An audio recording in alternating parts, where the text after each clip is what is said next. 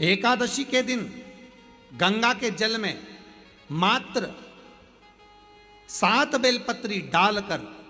जो नंदीश्वर भगवान अर्थात जो शंकर जी के शिवलिंग के सामने नंदी होता है, उस नंदी के चरण पर गंगा का जल चढ़ाकर बेलपत्री शिव पर समर्पित कर देता है, उसके घर में रुपया रुकना चालू हो जाता है। फिर वो गलत जगह पर नहीं जाता, गलत स्थान पर वो धन जाएगा ही नहीं। बेटा अगर व्यसन में पड़ा हुआ है, मदिरा पान में पड़ा हुआ है, मांसाहार में, जुए आदि में जा रहा है, तुम्हें लग रहा है कि मेरा बेटा गलत मार्ग पर जा रहा है, ये मित्र दोस्ती गलत हो रही है, वो सही जगह पर आ जाए तो हो रही है। 30,000 रुपये महीना, 40,000 रुपये महीना कमा कर लेकर भी आ रहे हो, कमाई तो आपकी हो रही है। 30-40 हज़ार रुपये महीना आप कमा रहे हो, 50,000 रुपये महीना, 1 लाख, 2 लाख, 4 लाख रुपये आप कमा भी रहे हो, पर आया और चला गया, उसका क्या करोगे?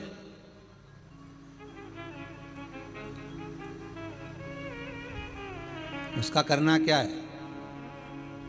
बहुत सुंदर संवाद है, ध्यान दीजिएगा। जिसके घर में कमाने वाले 2-4 हैं, पैसा तो आ रहा है पर घर में टिक नहीं रहा, डॉक्टर में, पुलिस में, एक्सीडेंट आदि में, कहीं गलत जगह पर व्यसन में अगर पैसा जा रहा है, जुए में, मांसाहार, मदिरा पान, या कहीं आया पैसा, पैसा आने में कमी नहीं, आ रहा है पर टिक नहीं रहा, रुक नहीं रहा, कोई मांगने आ गया, दे दिया, फिर वहां से अपने पास नहीं आ रहा, अपन कह रहे हैं भैया हमारा पैसा लौटा दो, नहीं आ रहा।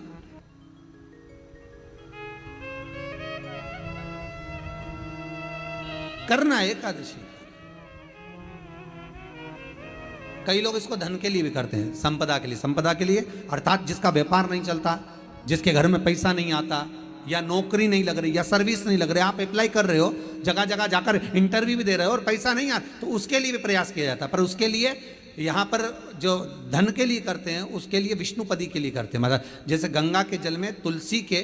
11 पत्ते डाले जाते हैं। कितने पत्ते डालते हैं? 11 तुलसी के पत्ते डालते हैं, और उसको किसी भी नारायण के मंदिर में, राम कृष्ण शिव,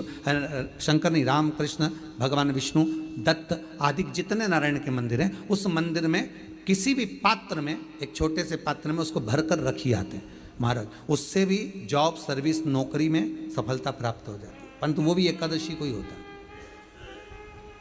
कुछ देर तक पात्र को रखा जाता है, फिर वही पात्र का जल किसी भी वृक्ष के नीचे डाल दिया जाता है, उससे भी नौकरी के लिए फायदा मिलता है। गंगा का जल कोई साधारण नहीं। पैसा, धन ज्यादा आने लगे तो पत्नी को कहना चाहिए कि देखो थोड़ा बहुत मेरा मन है, शिव महापुराण की कथा हो जाए, या फिर कहीं सत्कर्म में लग जाए, कहीं ब्राह्मण भोज, साधु भोज, सन्यासी भोज, गुरु जन में, संत जन में, साधु जन में, तपस्वी जन में कहीं लग जाए। ये धर्म पत्नी, जहां धर्म जुड़ा हुआ हो वो धर्म। महाराज कुछ तिथियां होती हैं, जिन तिथियों में अगर आप रोज गंगा का जल शंकर को नहीं चढ़ा सकते तो शिव महापुराण कथा कहती है, स्कंद पुराण कहती है, विष्णु पुराण कहती है, गर्ग संहिता कहती है, गीता पुरुष गोरखपुर का कल्याण का गंगा अंक कहता है कि कुछ तिथियां भारत की भूमि पर ऐसी वर्णित है जिन तिथियों में भी गंगा का जल हम शिव को अगर एक बूंद भी समर्पित कर रहे हैं, गंगा का जल मात्र एक आधी चम्मच भी, आचमन जितना भी अगर हम शिव को समर्पित कर रहे हैं तो उसका सुख आनंदित है। जैसे पंचमी तिथि, नवमी तिथि, दशमी तिथि, एकादशी, प्रदोष, पूर्णिमा, अमावस्या, ये तिथियां हमारे यहाँ जो दी गई हैं, इन तिथियों में अगर हम गंगा का मात्र थोड़ा सा जल भी अगर जल के पात्र में डालकर गंगा जी का जल थोड़ा सा भी शिव के पास लेकर जा रहे हैं, तो ये एक भाव अपने भीतर होना चाहिए कि आप केवल गंगा का जल साधारण शिव मंदिर में समर्पित नहीं कर रहे हो, आप गंगा का जल भले अपने घर से लेकर जा रहे हो और थोड़ा सा भी जल ले जाकर अगर शिव को समर्पित कर रहे हो, तो तुम्हारे भीतर ये भाव होना चाहिए कि मैं गंगोत्री से जल भरकर सीधे रामेश्वर में ले जाकर गंगा के जल को समर्पित कर रही हूँ। श्रावण के महीने में या अन्य महीने में आप शिव को समर्पित कर रहे हैं, ये आपके भीतर एक भाव उत्पन्न होना चाहिए। एक बात आपको कही थी गुरु महिमा में कि घर से जब निकला करो ना, तो भगवान देवाधिदेव महादेव का नाम लेकर श्री शिवाय नमस्तुभ्यम, घर से जब निकलो कोई कार्य के लिए जा रहे हो तो आप श्री शिवाय नमस्तुभ्यम का स्मरण कर कर जाइए। आप किसी काम के लिए आगे बढ़ रहे हो, श्री शिवाय नमस्तुभ्यम का स्मरण कर कर जाइए। जिस समय आपके मुख से श्री शिवाय नमस्तुभ्यम का स्मरण हो जाए, या शिवलिंग का स्पर्श हो जाए, या शंकर का अनुमोदन कर कर ओम नमः शिवाय बोलकर, या राम बोलकर, कृष्ण बोलकर, शिव बोलकर, आपके भीतर जो रमा हुआ है, आप राम को मानते हैं आप राम को माने, हम मना नहीं करेंगे। आप कृष्ण को माने तो कृष्ण को माने, हम मना नहीं करेंगे। आपका दिल जिससे लगे, आपका चित्त वृत्ति जिससे लगे, और उस पवित्र भूमि में ना जाने कितने साधक, कितने साधु, कितने तपस्वी, कितने संत, कितने महात्मा, कितने जोगी, कितने सन्यासी, कितने ब्राह्मण जन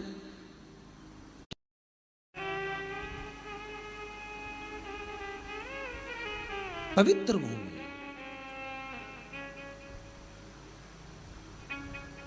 और उस पवित्र भूमि में ना जाने कितने साधक, कितने साधु, कितने तपस्वी, कितने संत, कितने महात्मा, कितने जोगी, कितने सन्यासी, कितने ब्राह्मण जन, कितने विद्वत जन इस भारत की भूमि पर भ्रमण करते रहते हैं,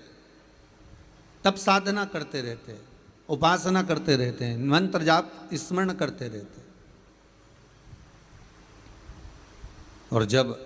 उनका मंत्र जाप का फल इस भूमि पर प्राप्त होता है तो यहाँ की जो रज है, यहाँ की जो धूल है, यहाँ की जो माटी है, वो सुख का अनुभव करा देती है, एक आनंद का अनुभव करा देती है।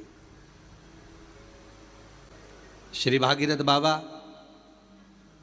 गंगा जी को लेकर आए।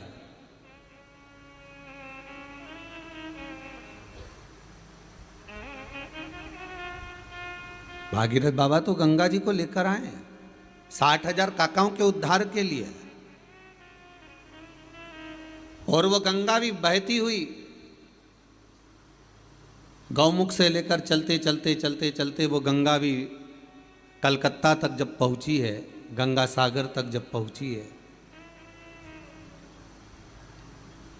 तो उसके घाट पर, उसके तट पर, गंगा महारानी के किनारे पर जितने जितने भक्त, जितने साधु, जितने सन्यासी, जितने साधक, जितने उपासक, जितने जीव रह रहे हैं, ये गंगा उनका कल्याण कर रही है।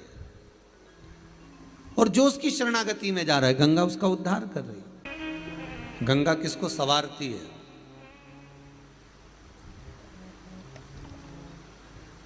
किसी ने कहा कि प्राण छूटे और गंगा जी में ले जाकर अस्थियों को छोड़ दो तो गंगा मोक्ष देती है। विष्णु पुराण में, गर्ग संहिता में, देवी भागवत में, शिव महापुराण में, स्कंद पुराण में लेख लिखे हैं कि गंगा जी ने शंकर जी से वर मांगा था कि मेरे जल में जब तक जीव की अस्थियां पड़ी रहेंगी तब तक वो जीवात्मा वैकुंठ का भोग भोगेगी।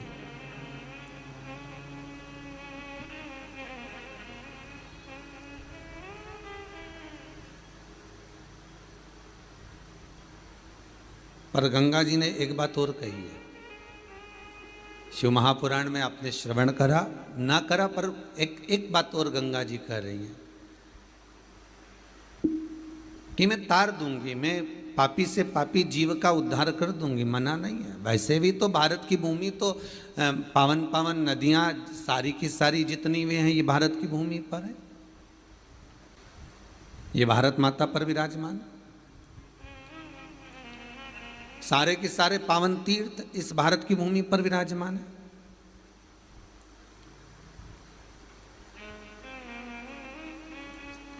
पुण्यमय नदियां, पुण्यमय तीर्थ, पुण्यमय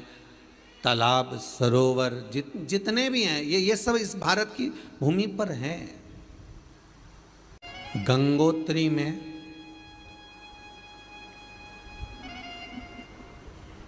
आप लोग गए होंगे, कई लोग गंगोत्री,